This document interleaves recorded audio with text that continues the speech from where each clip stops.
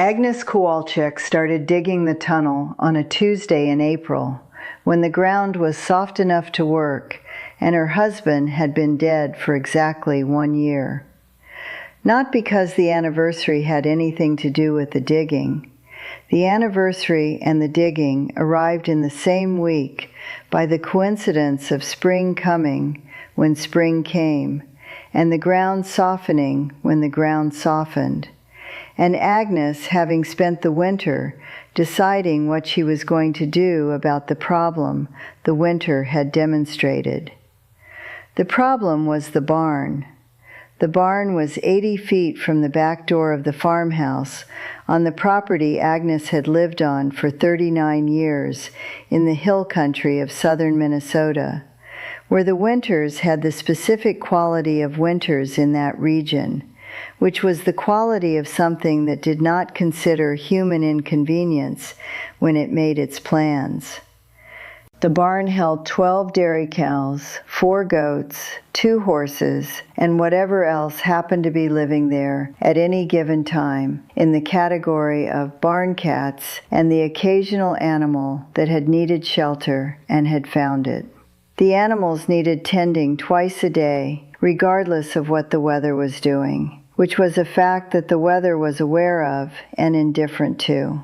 The previous winter had included 3 events. The first was a blizzard in December that had produced 42 inches of snow in 31 hours, and a wind that had moved the snow after it fell into configurations that made the 80 feet between the farmhouse and the barn a different kind of distance than 80 feet in April. Agnes had made the crossing 6 times in 2 days with the specific technique she had developed over 39 winters, which involved a rope strung between the back door and the barn door that she held on to with one hand, and that had saved her from losing her direction in the whiteout conditions that the combination of falling and blowing snow produced. The second event was a temperature drop in January that went to minus 37 Fahrenheit for 11 consecutive days, during which the crossing of the 80 feet had a quality that was beyond cold, in the way that certain temperatures were beyond the vocabulary usually applied to temperature, and became instead a physical fact that required full preparation and complete attention every single time. The third event was the ice storm in February that had coated every surface of the farm with a 1/4 inch of ice, and had made the 80 feet between the farmhouse and the barn a crossing that she had fallen on twice in 3 days, the second fall producing a bruise on her hip that had lasted 3 weeks, and that had been, when she pressed it with her finger in the quiet of the farmhouse evenings, a kind of reminder that she filed under things requiring a different solution. Her husband's name had been Tadek. He had been the person who made the crossing with her for 38 of the 39 winters. He had been the person who held the other end of the rope in the worst conditions, and whose presence on the other side of the 80 feet had been both practical and something beyond practical that she had not found an adequate word for in the year since he had died.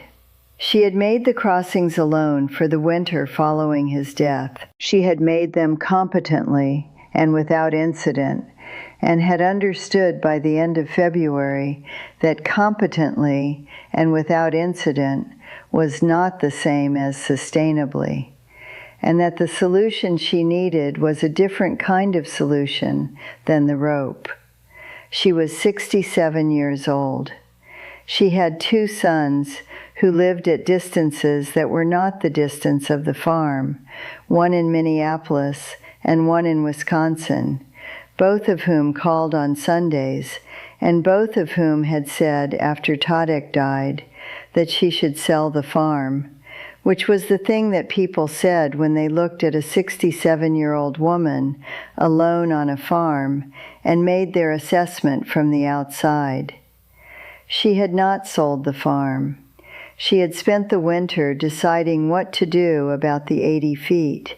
The decision she arrived at in the evenings by the wood stove, while the -37 Fahrenheit did what it did outside the windows, was the decision that Agnes Kowalczyk arrived at most problems, which was the decision that came from understanding the problem completely and then identifying the solution that addressed the actual problem rather than the approximate problem. The actual problem was not the cold, and not the ice, and not the snow. The actual problem was the exposed crossing. The cold and the ice and the snow were conditions. The exposed crossing was the structure that made the conditions dangerous. The solution to an exposed crossing was a covered one. She had spent 3 evenings in February with a tape measure and graph paper, working out what a covered crossing would require and what she had available to work with, which was a farmhouse with a basement that extended to within 8 feet of the back wall, and a barn with a dirt floor, and the 67 years of practical knowledge that came from spending a life doing physical work on a property that required it. She had decided to dig a tunnel. Not immediately. She had sat with the decision for several weeks, testing it against the available objections. Her sons, when she told them, had provided the objections comprehensively, and with the specific concern of adult children who loved their mother and believed she had underestimated the difficulty of what she was proposing. Her older son Daniel said that digging an 80-foot tunnel alone was not a reasonable project for a 67-year-old woman. Agnes said she was not planning to dig it in a day. He said the structural engineering alone required professional assessment. She said she had spent 39 winters on this farm and understood what the ground did in each season and what it held and what it required, and that professional assessment was something she would seek when she had questions she could not answer herself. He said, "What if something went wrong?" She said things going wrong was the reason she was digging the tunnel, because things had been going wrong during the exposed crossing for 39 winters, and specifically and demonstrably wrong in the 3 events of the previous winter. He said the 2 situations were not comparable. She said she understood he felt that way. She started digging on the Tuesday in April. She began at the basement end. The basement of the farmhouse was full in the way of farm basements, which was the way of spaces that had been accumulating the residue of a working farm operation for 39 years. She spent 3 days clearing the section nearest the back wall before she could assess the wall itself. The wall was poured concrete from the original construction of the farmhouse in 1941. Thick in the specific way of construction from an era that built things with more material than was strictly necessary, because more material was how people in that era defined confidence in what they were building. She marked the section of the wall where the tunnel would begin and spent an afternoon with the tools available to her, assessing what she was dealing with. She called a structural engineer. Not because Daniel had told her to call one, because she had a question she could not answer herself, which was the specific question of whether the opening in the concrete wall she was planning would require any reinforcement of the wall section above it. And this was a question whose answer she needed to know before she made the opening, rather than after. The engineer's name was Carl Pedersen, and he was 62 and had been doing structural assessments in the county for 30 years. He came on a Thursday morning with the unpretentious manner of someone who had seen everything and was not easily surprised, and walked through the basement with Agnes and looked at the wall and answered her question. He said the wall was overbuilt in the way of 1941 construction, and that the opening she was describing would require a lintel across the top of the opening, but that the wall section above was not going to be compromised by the opening if the lintel was correctly fitted.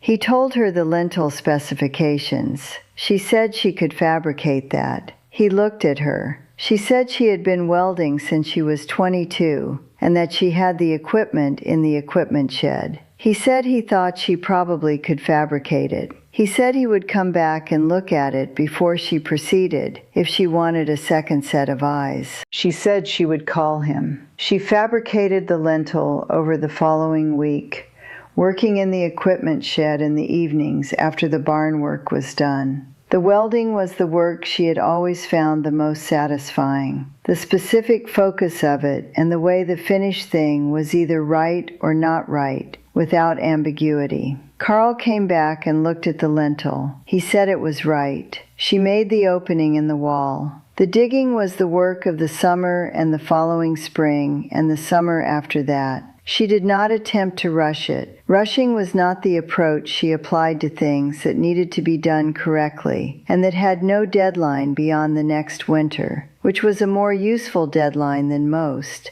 because it was specific rather than abstract. She dug in the mornings before the heat came and in the evenings when the heat had gone. She worked in sections, establishing the dimensions of the tunnel at each stage before proceeding, which were the dimensions she had arrived at with the tape measure and the graph paper in February. Wide enough for a person carrying things and tall enough to stand in without bending.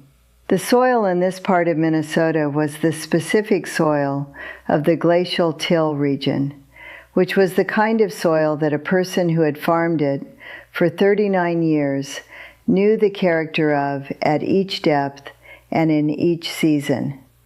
It was workable soil, not the hardpan that would have made the project impossible, but soil with the specific density and behavior that she had mapped over 39 years of planting and draining and fencing and the occasional other project that had required her to understand what was underground. She lined the walls as she went with the fired clay brick that she sourced from 2 demolition projects in the county that were producing brick as a waste product, and that she arranged to collect for the cost of her own labor in loading, which was a cost she was prepared to pay. The lining was the part her sons had not anticipated when she had described the project to them. They had anticipated a ditch, she understood, or something in the category of ditch. The lined tunnel with a poured concrete floor and a brick arch and adequate ventilation and an electric light powered by an extension from the farmhouse circuit was not what they had anticipated.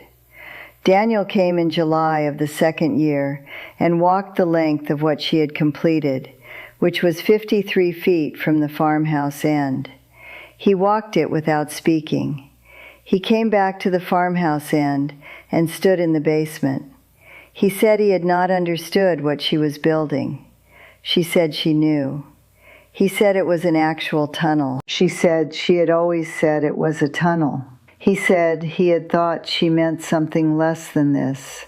She said she had meant exactly this. He stood in the lined section with the brick walls and the concrete floor and the electric light and the 47 remaining feet that needed completing before the far end reached the barn. He said he wanted to help. She said she would be glad of help on the weekends. He came 4 weekends in the second summer, and they worked together in the mornings before the heat and in the evenings when it had gone. And his presence changed the pace without changing the nature of the work, which was still the work she had planned and was doing in the way she had planned to do it. His brother Martin came once and looked at what had been built and went very quiet in the way of people reassessing something they had gotten wrong. He asked how she had known she could do it. She said she had not been certain. She said certainty was not a condition she had required before beginning things that needed doing. She said she had known the problem and known the direction of the solution, and had understood that the space between a direction and an arrival was the work, and that the work was what she knew how to do. Martin said he supposed that was one way to look at it. Agnes said she had found it to be a useful way.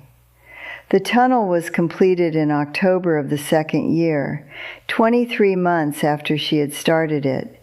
On a Thursday morning, when she pushed the final section of the barn floor up, and the morning light of the barn came down through the opening, and she stood in the tunnel and looked up at it.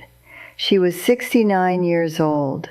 She had dug 80 feet of lined tunnel alone, with her son's help on 15 or 16 weekends, and Carl Peterson's structural consultation on 3 occasions, and nobody else's involvement because nobody else had been needed. She installed the barn end hatch with the hinges and the handle she had fabricated in the equipment shed from the same stock she had used for the lintel. She wired the far end light from the barn's existing electrical installation. She fitted the ventilation ports that she had designed over the second winter when she had understood how air moved through the completed sections and what the far end would require. She walked through it from end to end. She walked from the farmhouse basement through 80 feet of brick-lined tunnel lit by the lights she had wired herself, and came up into the barn and stood among the cows and the goats and the horses and the barn cats and the accumulated warm animal presence of the barn on an October morning. She walked back.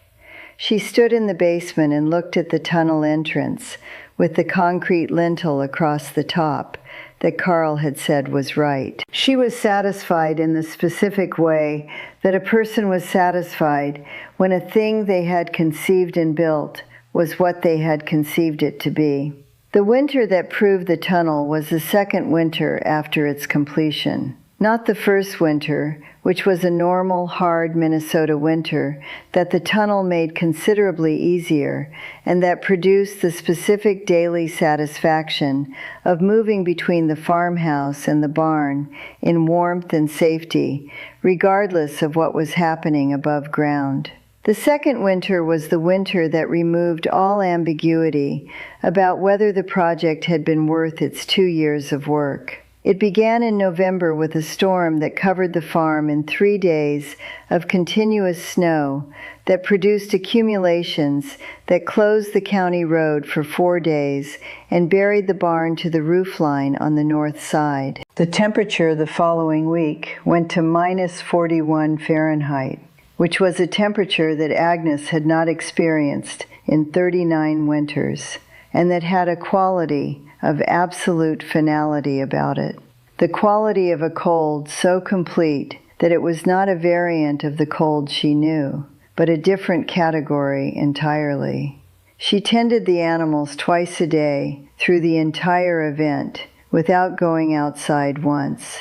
She walked from the basement into the tunnel in her barn coat and came up into the barn and fed and watered and checked and walked back. The twice daily crossings took her 20 minutes in the morning and 20 minutes in the evening, and the crossing was warm and lit, and the floor was dry, and she did not fall, and she did not need the rope. On the 4th day of the -41 period, she walked through the tunnel in the evening and stood in the barn and listened to the wind above the roof, which had the specific sound of wind at that temperature, a sound that was almost mechanical in its consistency, a sound that was not weather in the way she usually understood weather, but something more serious and more absolute. She tended the animals. She walked back through the tunnel.